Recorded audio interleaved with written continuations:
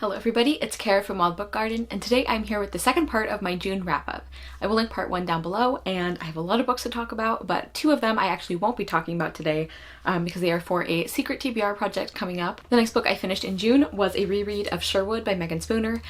This is one of my favorite books that I read the year that I read it, and this is a Robin Hood retelling, but it's a very different take on the Robin Hood story because we are following Marian as our main character, and the book actually starts with Robin being killed fighting in the Crusades. Like, that happens right at the very beginning of the book, and so the story deals a lot with grief, and Marian sort of ends up taking up the mantle of Robin Hood, and the rest of the book is about that and about her choices and again dealing with this grief of losing Robin and kind of like the political things that are going on at the time. It deals a lot with the expectations of women of this time period, and I just love this book so much. I mentioned it was one of my favorites the year that I read it, and after this reread, I'm like, I think this is one of my favorite books ever. Like, it's just a perfect book for me in a lot of ways, and I know that it is very, very polarizing.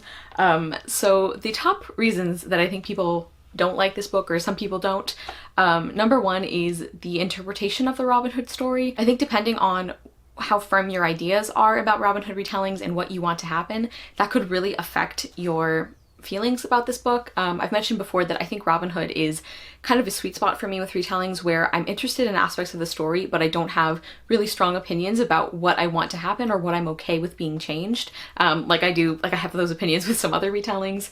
And so this really worked for me, but if you have very strong ideas about what should and shouldn't happen in a Robin Hood retelling, it might not work for you.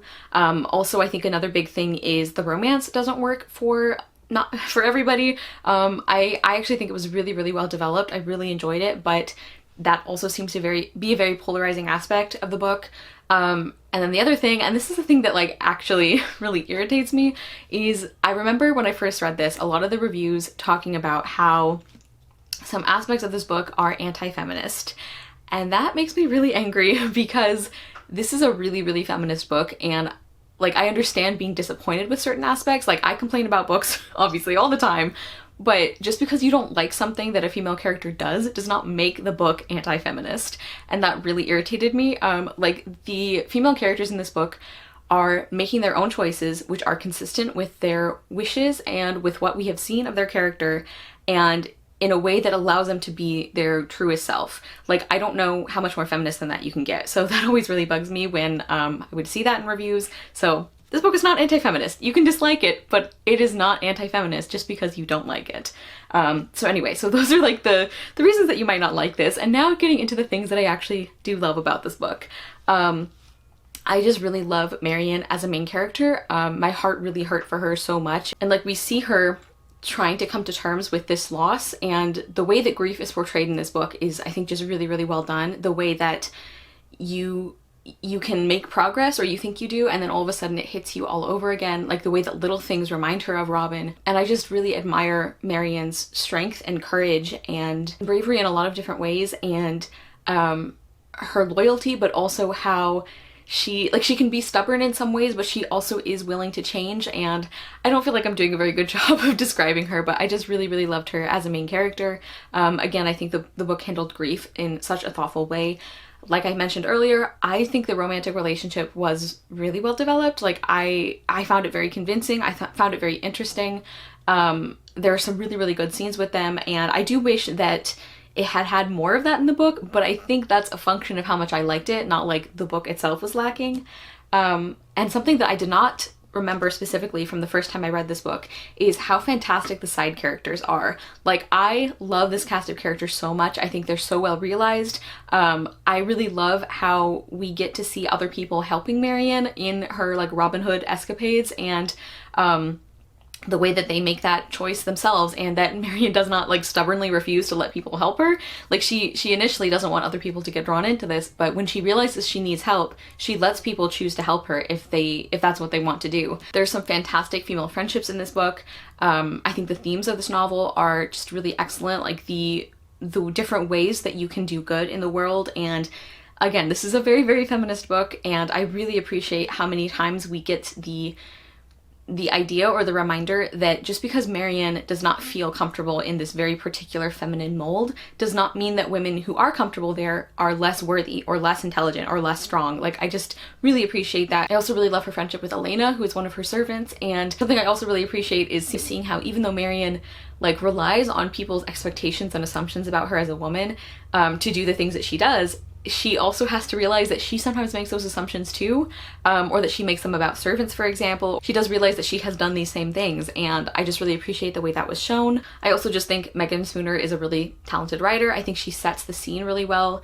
I imagine that some people might find this book too slow, but I just loved these characters so much and this story so much that I didn't mind that. Like, I liked spending time with these characters, and I think that the pace fit where they were in the story or what they were going through. I also really loved the like resolution of everything. I think that was done so well, and I think it was a really hard thing, I think, to get right, and I personally think Megan Spooner did get it right, like balancing certain elements of the book. So yeah, I have gushed about this book a lot already. I do plan to do a whole review for it because, believe it or not, I have more to say. But I just really love this book. I gave Sherwood 5 stars. Again, it's one that I know is very, very polarizing, which is why I don't really recommend it a lot on my channel, but I just love it very deeply. Next, I finished King and the Dragonflies by Kacen Callender. This is a contemporary novel following our main character, who is a boy named King, and his brother, Khalid, has just recently died, like very, very recently at the start of this book. And King believes that he has taken the form of a dragonfly. So he goes to the bayou every day and tries to figure out which dragonfly is his brother. He and his parents are also having a really hard time working through this grief. They're not really processing it together. They're not really processing it in the best way. And to make matters more complicated, right before Khalid died, he told King that he can't be friends with this boy Sandy anymore because people are saying that Sandy is gay. And Khalid said, well, you don't want other people to think that you're gay, do you? And so King listened to his brother. He stopped being friends with Sandy. But then when Sandy goes missing, he has to kind of confront the way that he treated him. He has to confront his own feelings and identity.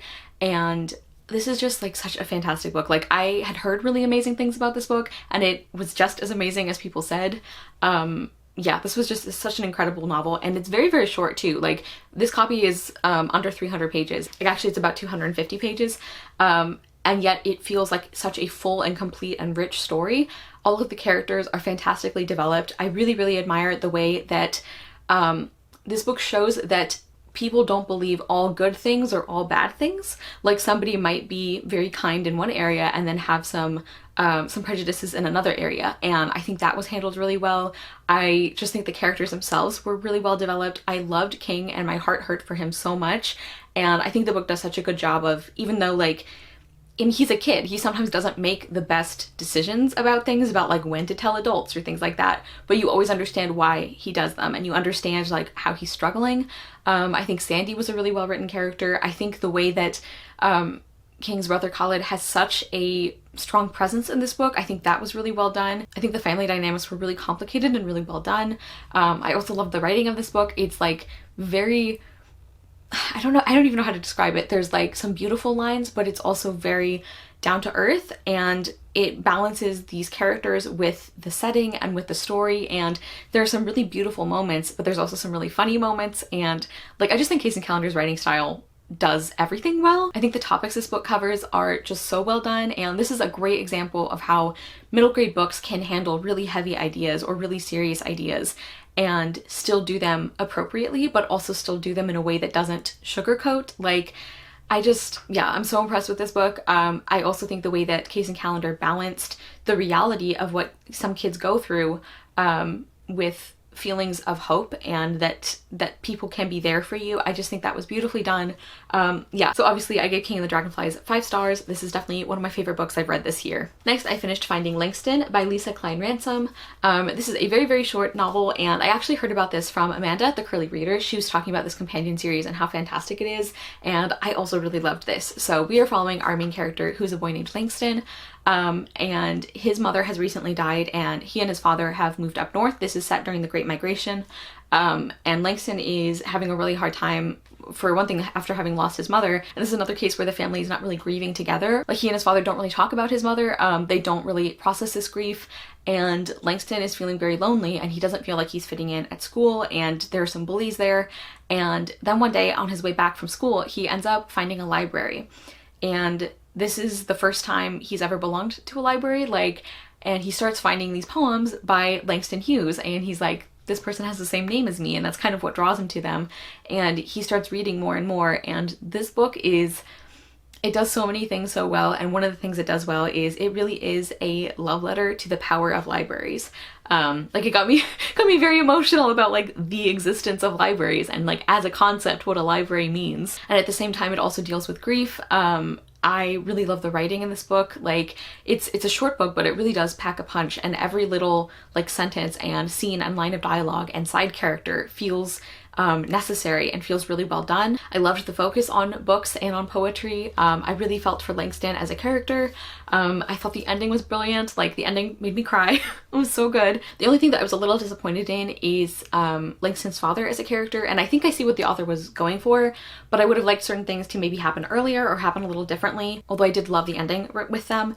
But overall, I did really love this, and I gave Finding Langston 4.5 stars. Next, I finished Torch by R.J. Anderson. This is the third and final book in the Flight and Flame trilogy. I have talked several times about how excited I was because we finally got the third book in this series after several years. I actually have a spoiler-free review on the first two books in this series, which I will link down below.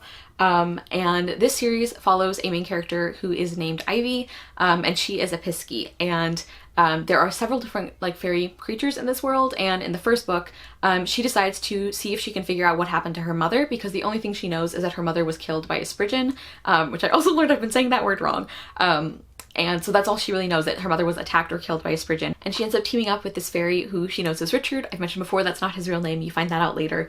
But fairies are not trusted by the Piskies either, so Ivy has to make the decision of if she's going to accept his help, which she does, and so the two of them go out into the wider world to try and figure out what happened to Ivy's mother, and then a bunch of other things happen in the first and second book.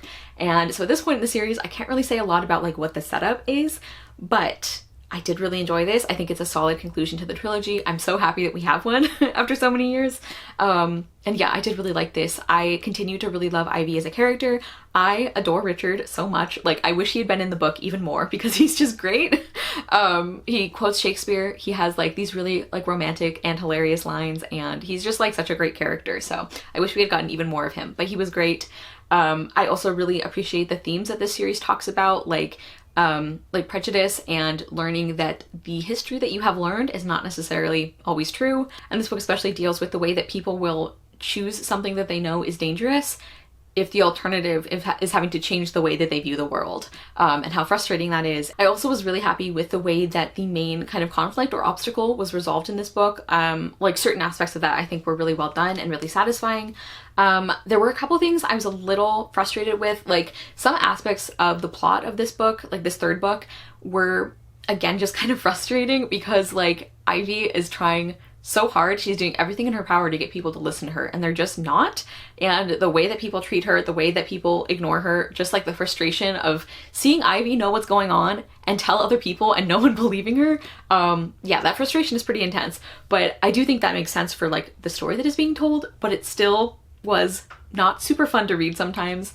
And then also kind of related to that, I was not pleased with certain characters in this book and the way that I think we're supposed to forgive them by the end because they were doing things that they thought would be good, that they thought would like help people in the long run. And I just found that frustrating too, because like, yes, that's good that they were doing it for what they thought was good, but after a certain point, if the choices you make continue to hurt other people and put them in danger, then I don't think your intentions like matter as much. Like, maybe you should just let the other characters who have been telling you, no, you need to trust them, like maybe you should just let them take over and actually trust them. So I found that kind of annoying, but overall I did really like this, and I gave Torch 4 stars. Next, I finished Ophie's Ghosts by Justina Ireland, and I've mentioned this I think in a video you've already seen, but this copy my friend Kelly from Cozy Reader Kelly gave me, and she like annotated it as she went, so she had like sticky notes at the end of chapters to talk about her thoughts and reactions, which was such a fun way to read this book. And I also really loved this story. So we're following our main character Ophie, or Ophelia, and right at the beginning of the book there is a tragic thing that happens that makes Ophie realize that she has the ability to see ghosts. and her mother end up moving north. This is another book that is set during the Great Migration, and this one and Finding Langston have made me realize how few of those I've read and that I need and want to read more of those. But so yeah, Ophie and her mother end up moving north, and Ophie ends up getting a job at the creepy old manor house that her mother also works at. And the book is about the ghosts that Ophie meets there. There's one in particular that she starts making friends with, and she starts thinking that she needs to try and figure out what happened to this ghost, like why she died so young. I just loved this book so much. I loved the writing. It's got these like sections throughout the book that are told from the perspective of like different settings, like the train station, or I think Pittsburgh is one because they moved to Pittsburgh, and it's so clever, and there's like a little bit of whimsy in the writing there, but it's also, I think Justina Ireland also does a fantastic job of like letting the emotional parts of this book land. There's some funny parts, but there's a lot of really fantastic character work and again, emotional moments as well. I think the writing balanced all of those things beautifully. I really loved Ophie as a character. She's just so brave and plucky and smart and kind. And I just really enjoyed her. I thought the ghost story aspect was really compelling, and I just liked the little bit of creepiness that added. I thought the setting was just fantastically realized, like both like the setting of the city and how Ophie and her mother have to adjust to this new city. So both that and also the creepy manor house was just really well described. I also think this book does such a great job of showing how during the Great Migration, it's like Black people in the United States were moving north to escape Jim Crow laws and everything, but it's not like the North was like this utopia of anti-racism. I think this book showed that in a really great way, and I also really loved the themes and the actual plot of this book and the way those worked together. I mentioned in my anticipated releases video that something I'm realizing I really love is when spooky or creepy elements are used to point to social commentary or used to like criticize certain things, like in this case racism. And I just think that was absolutely brilliant. So yeah, I really loved this book. It's definitely another one of my favorites of the year so far, and I give Ophie's Ghosts 5 stars. Next, I finally read a book I've been wanting to read for ages, and that is Pet by Kweke Emezi. And this is another very short story that really packs a punch. So we follow our main character Jam, and she lives in this city or this place called Lucille, and there are no monsters in Lucille. They have gotten rid of all the monsters, supposedly. But one day, Lucille accidentally wakes up this creature called Pet, and Pet says that their job is to hunt monsters. And so Jam doesn't want to believe this because everything is supposed to be fine now. They have overthrown the terrible people in power. They've gotten rid of all the bad things. They've gotten rid of, they've been able to like rehabilitate all the bad people in Lucille.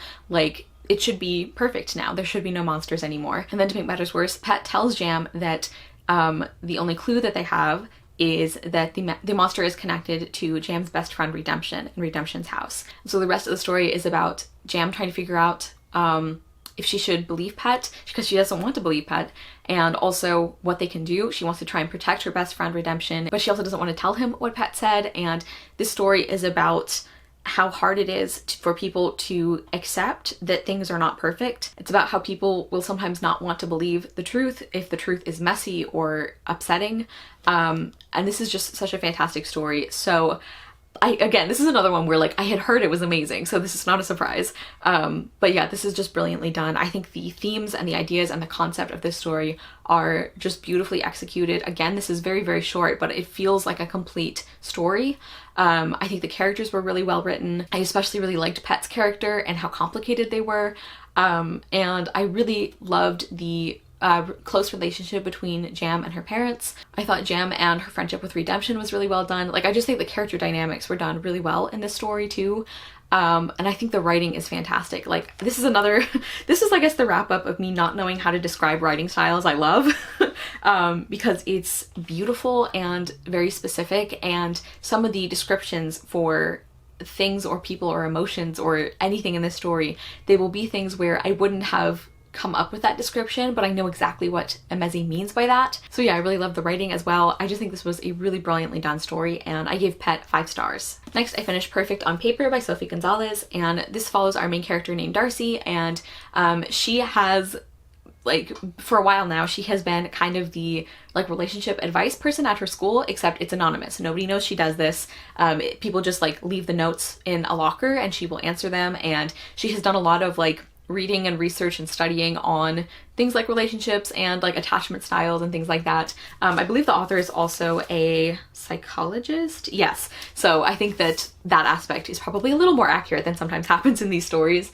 Not that you should like, you know, use this book as a guide for anything, but so we're following Darcy, and then this boy Brougham, he finds out that she's the one behind this, and so he's like, all right, well, I know you don't want people to know about this, so what we're gonna do is you're gonna help me get back my ex-girlfriend, and then we're like, we'll call it even. And he also offers to pay her, and Darcy really doesn't want to, but she also doesn't want her identity to get out, so she agrees. And one of the reasons that Darcy does not want the secret to get out is because her best friend Brooke, Darcy used her position as the like advice giver to do something that Brooke would be really upset and angry about if she found out. And to make things even more complicated, Darcy has been in love with Brooke for a really long time, and Brooke doesn't seem to know about it.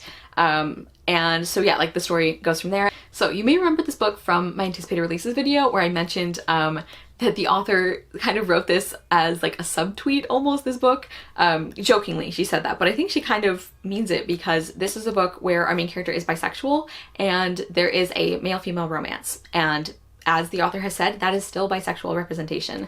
I will link that anticipated releases video if you want like a little more details about that. But yeah, so this book does also deal with biphobia and bi-erasure. And I did like this book. I didn't love it as much as I was hoping to though. And there were a couple of like big reasons for that, and then there were some smaller things. So one of them is Brooke as a character. I never really bought into Brooke and Darcy's friendship. Like, because every time we see them together, like we're reading this from Darcy's perspective, every time we see them together, we just, like, the only thing we hear about is how much Darcy is in love with Brooke and how she's been in love with Brooke for so long, and how like Brooke doesn't realize, and like she's just this amazing person, and Darcy just wants her to know how she feels about her, but she's afraid to tell her, and all of that. So we know that Darcy loves Brooke, but we don't actually see any of their interactions that like communicate this really deep and abiding friendship that they have, because these two are supposed to be, like, their friendship is supposed to be incredibly meaningful to both of them. And we barely know Brooke at all. Like, we know some basic details about her life, and we know that Darcy is very much in love with her, but that's it. And so that, like, we're supposed to really, really care about what happens with Darcy and Brooke's friendship. And I just didn't find myself caring that much because Brooke was such an underdeveloped character. Like, we really, like, I just don't think their friendship was characterized very well at all, especially considering how important it was supposed to be in the book. And then the other big thing that kind of was a hang up for me with this book is the thing that Darcy does, like the big secret that she doesn't want Brooke to find out. I was not happy with the way that was done. I think it is possible for books to write about this kind of like identity / breach of trust issue and still make it convincing and still make you root for the characters. Like, one of my favorite books is We Are the Perfect Girl by Ariel Kaplan, and that one did it really well, but this one didn't. And because like when you do something like that, so basically I feel like the three things that an author needs to do with that is we need to understand why they did it, why they didn't think it would be as huge a deal as it was, and why the character feels like they're in too deep to say anything. Like, for me at least, that's kind of the three things an author has to sell me on. And the only aspect that this book did was I did understand why Darcy wouldn't want to say something later. But other than that, I was just not convinced. Like, yes, we know that she loves Brooke, but this is like a wildly unethical thing that she does, and Darcy even seems to know that at the time she's making this decision. And I think we're supposed to think of Darcy as a fairly ethical person, so I think we needed a lot more explanation for why she would suddenly choose to do this thing that is really not okay. And I also don't buy also that Darcy would not have realized how bad the consequences were going to be, if that makes sense.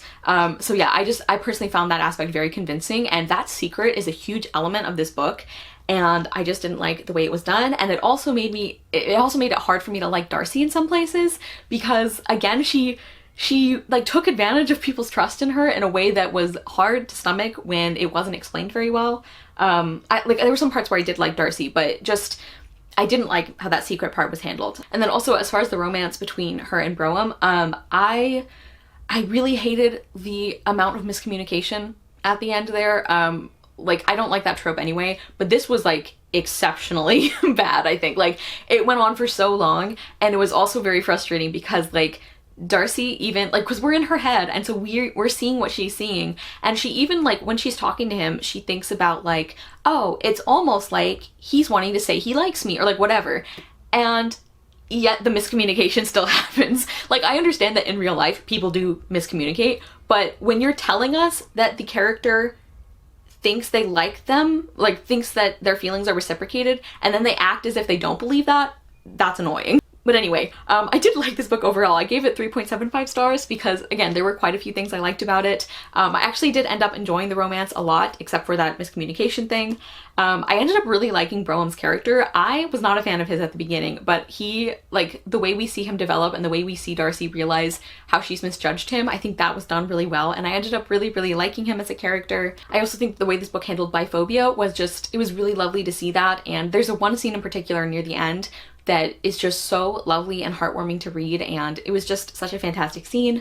I also love the way this book ended. There are several parts to this book's ending, and I really liked all of them actually. Like, I liked the way it resolved. And then there were also some little things that I liked, like Darcy's sister Ainsley has a YouTube channel. That was a fun element. There were several scenes that happened at Disneyland that I just found really fun. I really enjoyed those. And something I also think is cool is, so Sophie Gonzalez is Australian, and so is Brougham, and it was really fun and interesting to see like Darcy and Brougham like talk about differences in like speech and like culture between the US and Australia, so that was a fun element.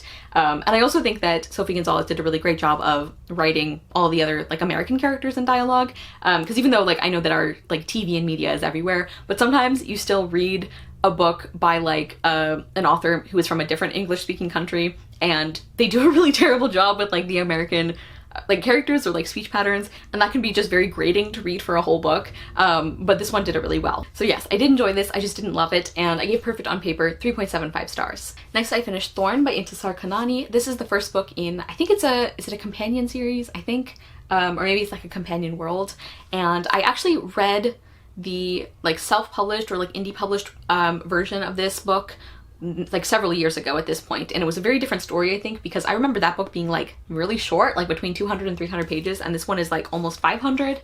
And I remember liking the story like okay, but I actually really, really enjoyed it this time around. My friend Hannah did a blog tour review for the second book, I think, in this series, and that was one of the things that made me like extra excited to pick this book up now. And like I said, I enjoyed it a lot more this time around. So we are following our main character Alira, and this is a Goose Girl retelling, and because of what happens in that story, I feel like that's a somewhat lesser known fairy tale, so I don't want to spoil what happens in it, because the first time I read a retelling, I didn't know what the story was. But we're following Princess Alira, who has a really horrible family life. Like, her brother is like physically and emotionally abusive, her mother is also emotionally abusive, and she just like is not treated well at home at all. So when she gets the opportunity to travel to a distant kingdom and marry the prince there, she's nervous about it, but she is happy to be escaping her family.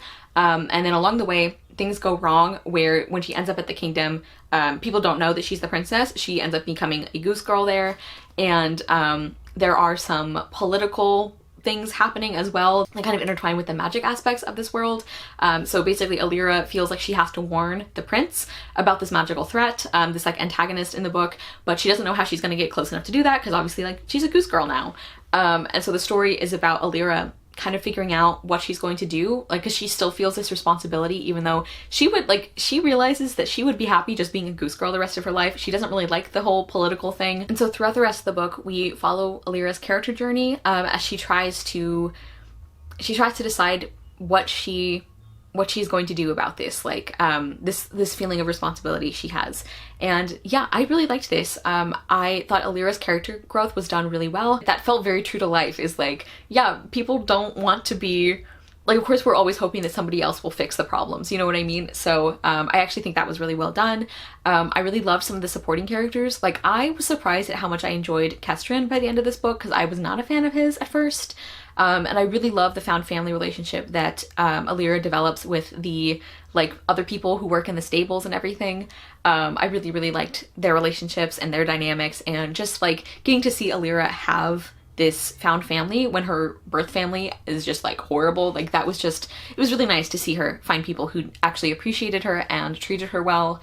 I also thought the writing of this book was excellent. It's like kind of lyrical, but not to the point that I find annoying. And I think it does a really great job of like describing the setting and everything without that being like overpowering. The only couple things that I didn't love is I personally could have done with a few less scenes regarding like taking care of the geese and everything. Like, I understand why they were there, and I didn't like dislike the scenes themselves, but I think they got kind of repetitive after a while, and I think we could have still gotten the same effect of seeing what Alira's day-to-day life was like and just not had as many of those scenes. And then the other thing is the actual fantasy element of this book felt kind of out of place to me until the very, very end of the book. Like, it's introduced after about like the first 50 pages, and it kind of feels like it comes out of nowhere, and it feels, at least to me, it felt like for a lot of the book that we could have had the exact same story and just taken that element out. Like, I found it kind of unnecessarily complicating, I guess, the story, and I didn't really like how that was done. I found that antagonist kind of annoying, but the very, very end of the book, I think, really pulled it together for me, and I ended up really liking the way that like worked into the ending of the book. Overall, I did really enjoy this book, again, even more than the first time I read it, and I gave Thorne 4 stars. Next, I finished Long Lost by Jacqueline West, and this is a spooky middle grade novel following our main character Fiona, and her family have just moved to a town in, where is it? I think they used to live near Boston, and I don't remember where they live now, but they moved to this like small, old, kind of weird town, and Fiona's really unhappy about this because she has been forced to leave behind her school and all of her friends and everything that she knows, so that her older sister Arden can be closer to her figure skating rink, and their family kind of has a history of putting Arden's figure skating above everything Fiona wants or is important to her. And when Fiona gets there, she ends up finding comfort in the library there. And then when she's there, she finds this weird old book, and she starts reading this book, and it seems like the book story could be set in this town, Lost Lake, and there were really creepy things about the story, and Fiona starts wondering if like this actually happened, or if it's connected to something that really happened in this city before. And yeah, I really liked this. Like, right from the beginning of the book, I was so invested in Fiona, and I just really admire the way that Jacqueline West pulls you in with that first chapter even. Like, you're immediately situated in the family situation, like you immediately are starting to get these like weird, like a little bit creepy small town vibes. I immediately felt for Fiona. I really liked the writing itself. So I just think from the beginning, I was very pulled into this book. I was like furious with Fiona's family, especially her parents for a while, because like, I think I've just happened to be reading a lot of middle grade lately where basically one of the kids is emotionally neglected by the parents because they're so obsessed with like doing everything for this other child they have. And I just like, I messaged my friend Kelly because she was reading this around the same time, and I said, it's like, I just wanted to like yell at Fiona's parents, like, just love your children equally like you're supposed to. Like, that was very frustrating. But I think it was very well described in the book. And I thought the spooky elements were really well done. Like, the atmosphere I really liked with this book. It definitely like ramps up more in the second half, but I actually thought the like creepiness was done well. So like the spooky atmosphere and setting I actually liked, even though it was kind of understated at the beginning. I also thought like the exploration of sister relationships was really well done in this book. Like, it was really interesting and thoughtful. I also like a friend that Fiona makes later in this book. They were kind of a fun character. And then the only thing I was a little disappointed in is like the sections that we actually get of the spooky book that Fiona finds. Like, they weren't badly written or anything, but compared to how much I was enjoying the writing and the story of like the main part of the book, they just didn't pull me in as much. But overall, I did really enjoy this, and I gave Long Lost 4.5 stars. I think part of the premise does kind of sound like the setup for Small Spaces by Catherine Arden, which is a book I loved, but I also think, like, I think if you liked that, you might enjoy this one too, but I also think Long Lost stands on its own, and I don't think it reads like a knockoff or a copy or anything. Like, I think this is a very good book in its own right as well. Next, I finished another reread, and that is Blanca y Roja by Anna Marie McLemore. I've been trying to do a little more rereading this year because I set that as one of my goals, and then I just like did not do very much of it. So I'm trying to do that more lately. Anna Marie McLemore is one of my favorite authors, and this is one of my favorite books by them. And this is a magical realism story, as all of their books are, and we are following two sisters. Well, we get 4 points of view. Two of them are sisters Blanca and Roja, and their family has been cursed so that every generation there will be 2 girls born, and one of them is cursed to turn into a swan, and the other one stays a human. And so Blanca and Roja want to be the first generation to like break the curse. They have a really strong bond, and they're trying to stop this curse from happening. And then the other 2 perspectives are Paige and Yearling, who are these 2 local boys who kind of get drawn into this story and this curse, and how their stories kind of interact with the magic in this woods. And it's hard for me to explain this. So this is another book that I love that I know a lot of other people don't, and I understand. Like, there are things about it that should make me not like it as much as I do. Like, the parents can be very frustrating, some of their decisions, and there is some like miscommunication in this that should bug me a lot, because as I've said, that tends to be something that really annoys me. Like the secret keeping between the sisters, I think, contributed to a lot of the conflict when it didn't necessarily need to. So I get that there are aspects that are frustrating, but I don't care. Like, I just love everything else about this book so much that like it doesn't matter to me. I always love Anna Marie McLemore's writing, and this book is no different. Like, it's just gorgeous, but I still think they do such a fantastic job with characters. And I've mentioned before that I think that is one of the things that I dislike about overly flowery writing, that's hard to say, is that it obscures character stuff. And like, I feel like sometimes authors write in this really overdone style because they think it'll hide that their story is not very good. And I don't think Anna Marie McLemore does that. Like, I love these characters as well. I will say, like, I know a lot of people, Paige is one of their favorite characters, and I didn't dislike Paige, I did like him. But I realized on this reread why he's not like my favorite, or why it took me a while to warm up to him, and that's because he's like really terrible to Roja for a lot of this book, and Roja is like one of my favorite characters, so I didn't like that. I understand that we're supposed to see it as like a sign of how much Paige, how important Blanca is to Paige, like I get that, but it still irritated me. Like, he really did not treat Roja well, and like Blanca was also doing some not great things. So anyway, I did end up really enjoying Paige, but it took me longer because of the way they treated one of my favorite characters. I also think that thematically this book is so strong. Like, one of the things that this book really talks a lot about is colorism, and like the specific ways that that pits women of color against each other.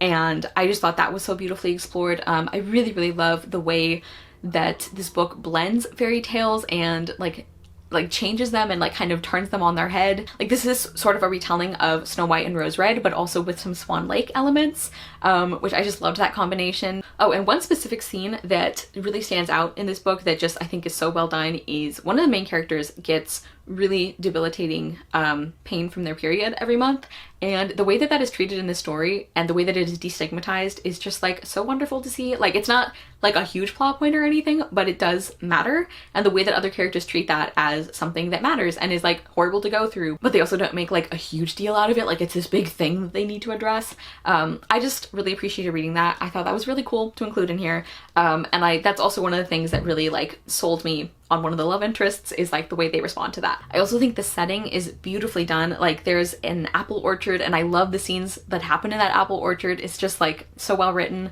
and just like the atmosphere and the feeling in general. Like, I am not being very coherent about this book because I just really love it. And again, there are things about it that should bother me more than they do, but this is one of those books where I just love everything else about it so much that like even things that I normally don't like at all, I just don't mind as much. I think I might try and do a spoiler-free review for this one as well. I'm really, like, for a while now, I've been wanting to reread some favorite books and do reviews on them, so I think I'm gonna try and do that with this one as well. So anyway, I understand why not everyone loves this book, but I love this book, and I gave Blanca y Roja 5 stars again. And finally, the last book I finished in June is The Camelot Betrayal by Kiersten White. This is the second book in the Camelot Rising series, which is a retelling of Arthurian legend, and we're following our main character, Guinevere, but she's actually a replacement to Guinevere. She's not the real Guinevere, and she has been sent, in the first book, she has been sent to marry King Arthur and kind of stay with him. She's been sent by Merlin, kind of stay with him as like protection from this magical threat and to try and like help him and everything, but nobody else can know obviously that she's not the real Guinevere and that she has magic, because magic has been outlawed in their kingdom, in the kingdom of Camelot. And yeah, this is, I guess this is also the wrap up of reading unpopular books that I actually enjoy, because I know this series also has gotten very mixed reviews, but I really enjoyed book 1 and I also really enjoyed this second book. At this point in the series, I'm trying to think what I can say. Guinevere is still trying to figure out her relationship with Arthur. There's also of course some fallout from what happened at the end of the first book and this like magical threat that is now more powerful. So Guinevere is trying to protect Arthur and Camelot and everybody like in the kingdom. And also something that happens in this book is the real Guinevere's sister shows up, which could obviously be disastrous for Guinevere's deception. So that comes into play as well. And yeah, like I feel like a lot of people would probably feel like this book is filler. And you might be right, but it's filler that I enjoyed. Like, I just really like this take on Arthurian legend. I really like the characters. I just really feel for Guinevere so much. Like, yeah, it's really heartbreaking because she's trying to figure out this whole time, like, who she actually is. Like, so many of her memories were taken from her. And so now she's left with trying to figure out what about her is actually her and what was put there by Merlin to, like, better accomplish her task. And it's just heartbreaking seeing her trying to figure that out. I just think that Guinevere's plight, it felt very poignant rather than frustrating, because, and I think the reason it didn't feel frustrating is that Guinevere is still a very competent person. Like, she's still able to do so much. She's doing the best she can, like, even with these huge gaps in her memory and, like, this complete lack of information in a lot of cases.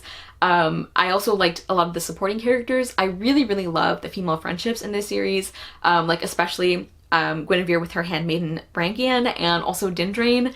I just really love, like, the way that Guinevere can rely on them, and the way that they, like, help each other, and the way that they're just so competent. I just really enjoy that. I also find the knot magic in this world just, like, really interesting, like, seeing Guinevere use that.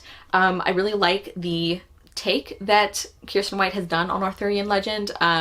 Like, some of the choices she makes I just really like in this book, and I think they're really interesting. I also was very, like, initially I was very frustrated with the Guinevere sister plotline, but I ended up, I think, really liking how that played out. I think that was done really well. So yeah, like, overall I did like this one. I really wish my favorite character from the first book had more scenes, which, you know, that was kind of a bummer, but there were a few and I really loved getting those. So I wish we had gotten more of that. But overall, I did enjoy this book. I think maybe I didn't enjoy it quite as much as book one, but I did give The Camelot Betrayal 4 stars. I do want to say though, I will not be reading the third book, like the concluding book in the series, because thank goodness I found a very spoiler-filled review of the third book. And the reason I've talked before, I don't like being spoiled when I don't want to be, but in this case, I did want to know, basically, there's, like, one specific thing where I'm like, I need to know how this turns out, or I'm not going to want to read that book. And thank goodness that I did read that review, because I would have been, like, I'm already mad. I would have been so much angrier if I had, like, bought, you know, I probably would have pre-ordered that book and then read it and then that happened. So yeah, this is kind of a weird review because I really enjoyed this book. I really enjoyed the first book. I'm going to think of them as, like, just those 2 books in the series, because I would not be happy with the third novel, but I did enjoy this one. Okay, everybody, so those were the rest of the books that I read in June. Please comment down below and let me know if you have read any of these books, what you thought of them, and especially let me know if you loved any of the unpopular books that I also loved, because that's always nice to hear. Thank you guys so much for watching. I will see you soon with another video, and I hope you love the next book you read. Bye!